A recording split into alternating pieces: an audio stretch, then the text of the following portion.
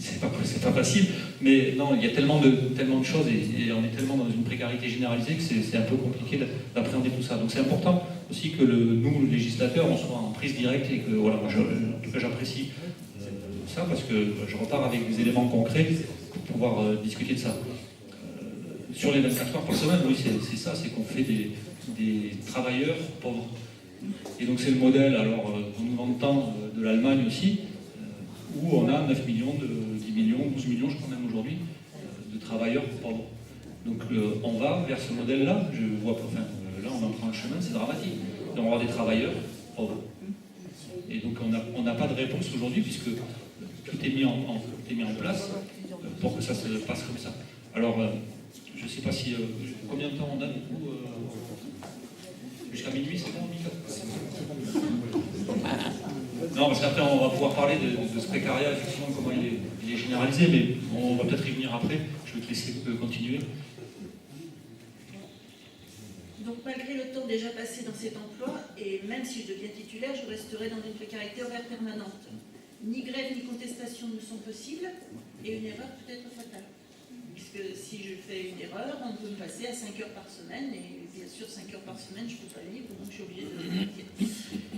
De plus, il y a beaucoup, et en plus, je n'aurai pas le droit aux aides ou autres, puisque 5 heures par semaine, puisque je suis fonctionnaire.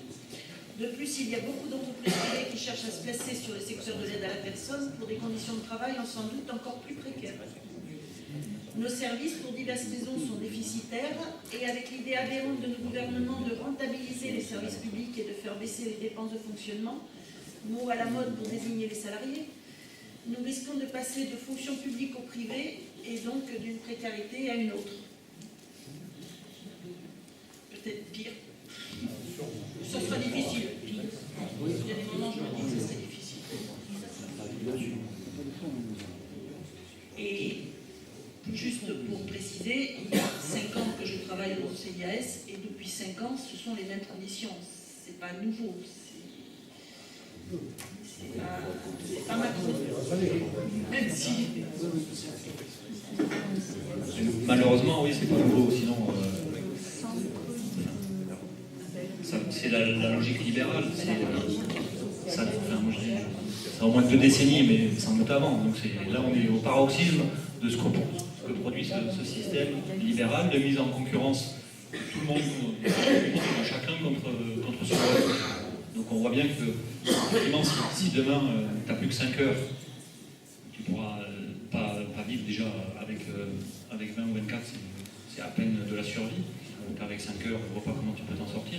Et on va aller vers quoi, une asso, un secteur privé, au moins de 10 ans, parce qu'on s'aperçoit qu'avec le vieillissement de la population, il y a un marché à prendre, effectivement. Et donc c'est une logique de marché et la flexibilité qu'on nous vend, c'est encore du salarié. En fait, on part plus ou moins vers une ubérisation, c'est-à-dire qu'ils incitent en région parisienne les auxiliaires de vie à passer en entrepreneurs. Donc il n'y a pas de tarif horaire le plus bas, il n'y a pas aucune protection, rien. Oui, c'est tout à fait ça. J'avais noté ça pour faire le parallèle justement dans cette idée-là, c'est que c'est un paiement à la tâche.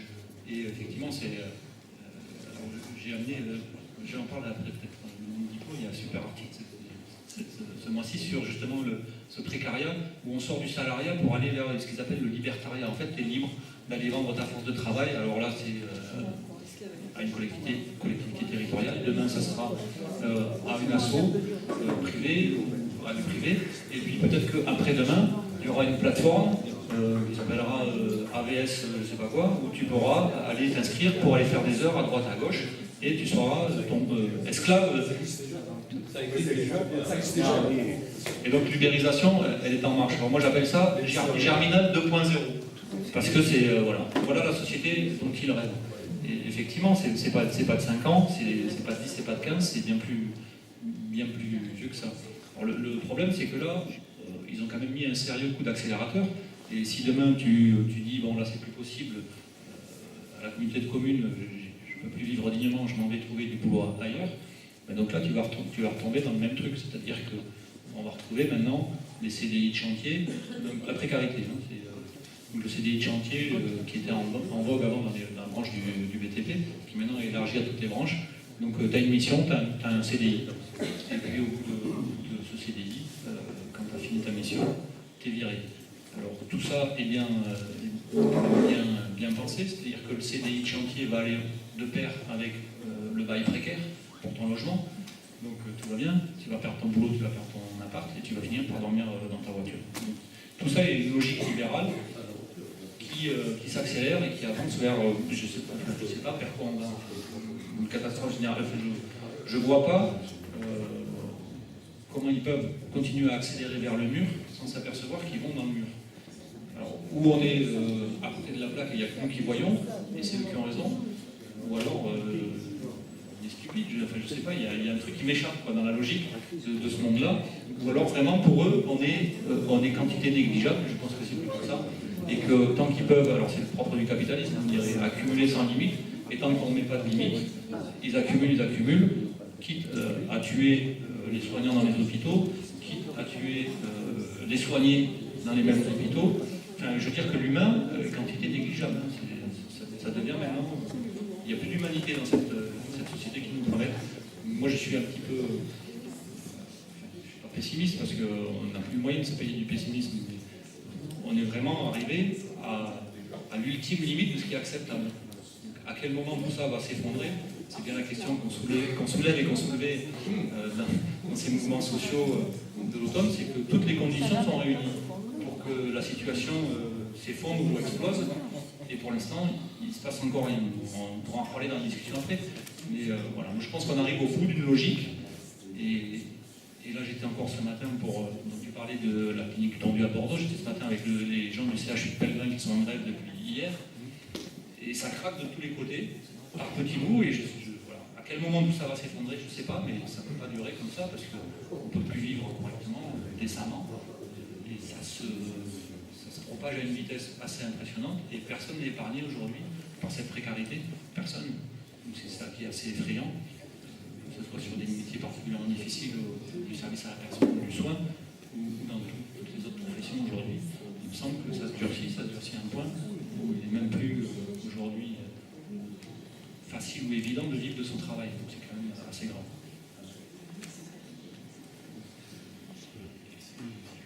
Peux-tu nous indiquer ce qui est prévu dans le programme de la France Insoumise, l'avenir en commun, pour remédier à cette précarité? La révolution. Allez, c'est fini. La révolution citoyenne, bien sûr. Alors, je l'ai amené, vous le connaissez tous par cœur, il est sûr qu'il faut tout changer. Alors je vous dis ça en plaisantant à moitié, la révolution, il va quand même falloir un moment qu'on arrive à renverser tout ce système-là. Alors quelques mesures qui seraient pas encore très insoumis ou qui commencent juste à le devenir. La première chose, nous, on dit, c'est déjà la hausse du SMIC. Alors vous savez qu'il est en question en ce moment qui le désindexe. Donc voilà, ça c'est l'ultime étape. Je dis qu'on arrive au paroxysme de ce qui est possible de faire en termes de violence sociale. Là, on est vraiment au bout du bout. Hausse du SMIC de 16%, donc c'est dans le programme. Ça veut dire que pour vivre correctement aujourd'hui avec un SMIC qui doit être de 1180 et quelques, c'est à peu près ça. 30 € optimiste. Mais c'est pas possible, déjà, quand on voit les loyers, le coût de la nourriture. Quand les loyers sont bas, comme c'est le cas, enfin, tout est relatif, comme ça peut être le cas ici par rapport à des métropoles, ben, c'est compensé par le fait que pour aller bosser, il faut faire des kilomètres, donc il faut une voiture, il faut dépenser de l'argent dans l'énergie qu'on met dans la voiture. Donc on ne peut pas vivre avec ces 1150 €. Donc nous on disait hausse de 16%, c'est 370 € de plus de mémoire. Et voilà, ça fait un SMIC à 1480, 1500 €, qui est déjà pas extraordinaire. Ça c'est les premières mesures qui permettent aussi de relancer un petit peu la machine. C'est les minima sociaux, pas en dessous du seuil de pauvreté. Donc je ne vais pas vous refaire le programme de Macron, je ne suis pas là pour faire sa pub, mais il nous dit ouais super, j'ai augmenté l'allocation adulte handicapé d'une centaine d'euros. Enfin elle reste quand même inférieure aujourd'hui au seuil de pauvreté. Alors juste pour dire, cet après-midi j'étais chez une personne handicapée qui m'a dit qu'ils attendaient 60 € de plus ce mois-ci, mais que les décrets ne sont pas signés, donc ils n'ont pas eu. Alors ça, je le note, les décrets, parce que je vais leur donc c'est en dessous du seuil de pauvreté, c'est la même chose pour le minimum vieillesse. Donc ça, c'est des mesures concrètes, immédiates. Si demain on avait une majorité qu'on pourrait prendre et instaurer rapidement, et je t'assure qu'on signerait les décrets dans un délai très court. Et après... Il y a des compléments aussi. Normalement, certaines personnes qui touchent des compléments vont avoir leur allocation adulte handicapé qui va baisser aussi. C'est ça, ouais. Il y a un jeu compliqué entre les handicapés qui touchent un RSA ou des choses comme ça. Ou une activité. Enfin, il y a un mécanisme complet qui fait que en fait, vous perdez des aides qui étaient complémentaires à la AH, et donc du coup vous vous retrouvez avec une AH sèche, on va dire, et qui en baisse. Voilà, et certaines qui étaient vraiment en attente d'une amélioration de leur revenu vont se retrouver coulés. Tout à fait, et je sais qu'il y a aussi un problème sur quand il y a des couples qui sont tous les deux allocataires de la hache.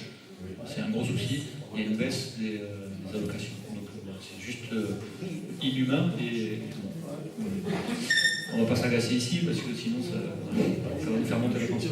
Après, il y a des mesures aussi qui permettent, je disais, le SMIC est déjà pas très élevé, sinon on arrivait à l'augmenter, on pourrait vivre dignement. Et puis après, il y a aussi les mesures d'humanité toutes simples, c'est que, par exemple, sur l'eau, le droit à avoir une quantité d'eau accessible, parce que 3 jours sans eau, on est tous morts. Donc ça veut dire qu'il ne doit pas y avoir de marchandisation de l'eau. Pourquoi demain on va prendre l'air qu'on respire si ça continue? Donc c'est les 14 premiers mètres cubes d'eau gratuits chaque année, c'est 30 litres par jour, je crois que c'est à peu près le calcul. Ce qui permet d'avoir de quoi boire, cuisiner et se laver pour avoir une vie digne. Donc, ce droit à l'eau, interdire les coupures d'eau. Alors aujourd'hui, je ne sais pas s'il y en a qui sont au fait de ça sur la législation en termes de coupure d'eau. C'est la loi Brotte qui interdit aujourd'hui aux distributeurs d'eau de vous couper complètement l'eau et qui doit vous laisser au moins un petit peu d'eau pour les besoins vitaux.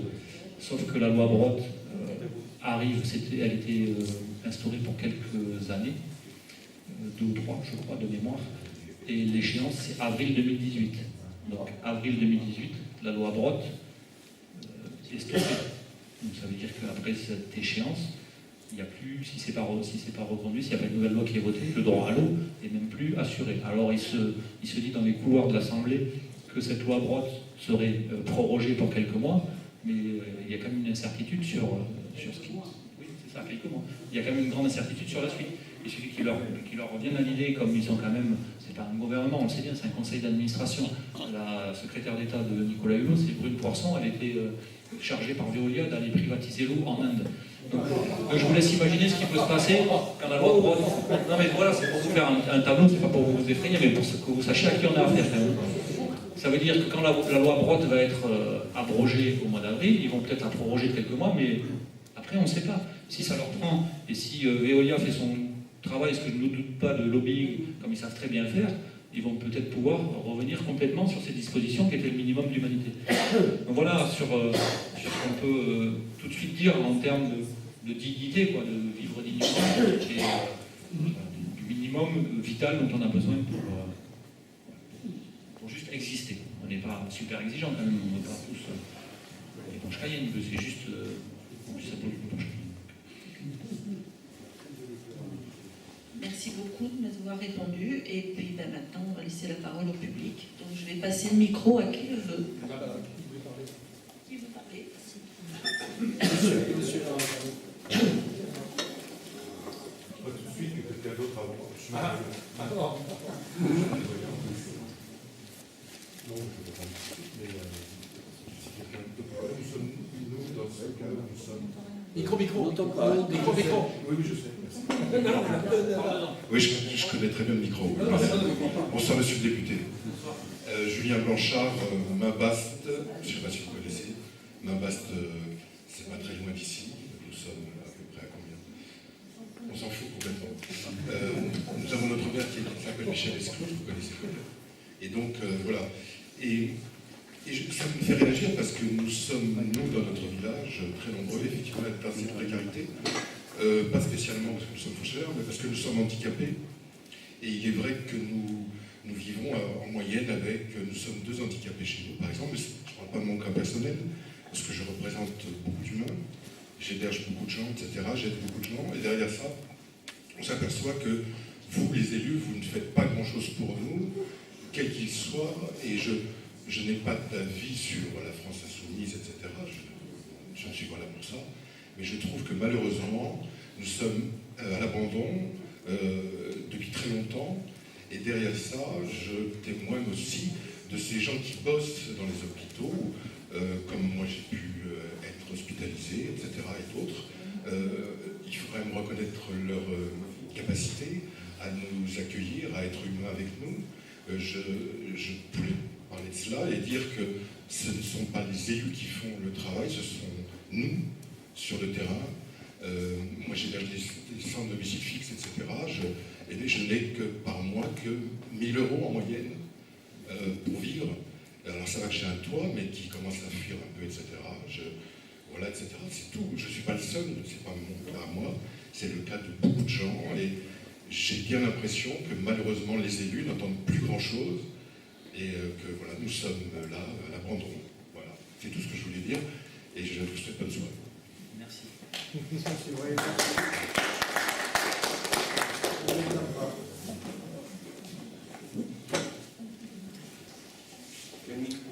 Comment vous voulez qu'on procède si je D'autres questions? Plusieurs questions. Vous pouvez utiliser le micro, Il marche là.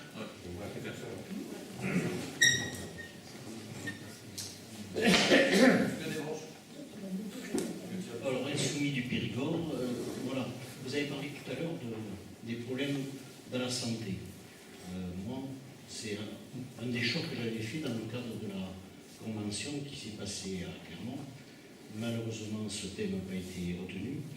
Je crois quand même qu'il va falloir que la France insoumise fasse quelque chose, parce que comme vous disiez tout à l'heure, ça va très vite. Nous, on est un établissement de sécurité sociale, ce qu'on appelle les UGK en Aquitaine. Bon, en 4 mois, je suis un curadax, en 4 mois, le directeur a demandé l'ubérisation, dont vous parliez tout à l'heure. C'est-à-dire, alors malheureusement, en plus, moi en tant que responsable des marchés, on me demande de faire des fois des documents où je demande à la personne tout simplement de mettre dans un rectangle combien il va me prendre à l'heure. À partir de là, je lui fais marcher. Il y en a qui parlaient, c'est des auto-entrepreneurs. Et alors ça arrive, j'ai 2 kinés en instance, j'ai un cuisinier qu'on va externaliser, mais c'est de la folie. Comme vous disiez, monsieur le député, tout à l'heure, ça va à une vitesse colossale. J'ai cru entendre le tendu et le CHU aussi de Bordeaux. Alors, par contre, il va falloir, moi je suis militant syndical, CGT, on est certainement maladroit, mais moi on n'arrive pas à mobiliser. Les gens regardent leurs chaussures. Vous, madame, vous évoquiez, enfin, il faut se prendre ensemble aussi. Autrement, on n'y arrivera pas. On n'y arrivera pas. Moi, je les regarde tous les jours, nos députés, je ne vais pas les flatter et tout. Ben, ils se donnent. Encore refait hier. Bravo, messieurs, bravo, on est fiers de vous. Voilà, je peux vous le dire. Il va falloir qu'on se prenne en charge, mais pas que moi, voilà. Et voilà, il faut qu'on... Si on ne fait rien tous ensemble, on n'y arrivera pas. Et là, la santé, je peux vous le dire, ça va aller très très vite. La Sécu, c'est mort. J'espère que non. Non.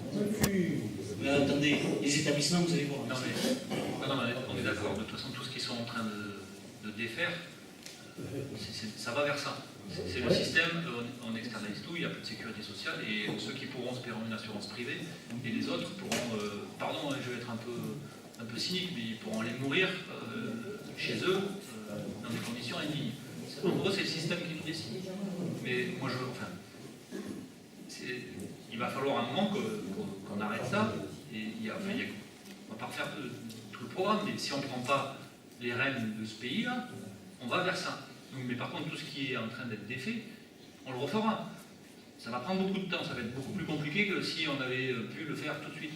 Mais on ne lâchera pas l'affaire, ça, il faut Non, savoir. mais nous aussi, je veux dire. Oui, on a arrêté par rapport à la loi travail, on avait fait une opération, je crois que dans les Landes, parce que je regarde partout, on avait fait une opération de casserolade qui avait eu un succès, on était 25, mais peu importe. Si on s'y fout toutes les semaines à mettre le boxon devant chez les députés, on y arrivera peut-être. Enfin, je crois que c'est l'Islande, j'en suis pas sûr. Mais voilà, il ne faut pas se regarder, il ne faut pas dire, mais c'est lui, c'est baisé, excusez-moi de parler comme ça. Non, mais on peut se parler comme ça, moi, il n'y a pas de souci. Moi, je suis syndicaliste à l'origine, donc voilà aussi, ce combat syndical, il a dit ce que je voulais harmoniser, je l'entends. Je veux vous dire, ubérisation, c'est vrai, ça va très très vite. Vous n'imaginez pas, ça va à une vitesse grande. Je vous le dis. Merci. Merci. Sur la santé, en deux mots, en fait, c'est aussi la campagne qu'on a décidé de mener, qui est la lutte contre la pauvreté. Et l'accès à la santé, ça participe à ça aussi. C'est-à-dire qu'avoir des soins, une santé, service de santé qui digne de ce nom-là, où tu as accès sans payer des dépassements d'honoraires, ça participe à avoir une vie digne et à réduire la précarité et la pauvreté. Alors pour répondre au monsieur qui me disait les élus nous laissent à l'abandon, les élus n'entendent plus. C'est exact. Ils n'entendaient plus rien. Alors je dis au passé, il y en a encore qui sont très, très sourds, et beaucoup.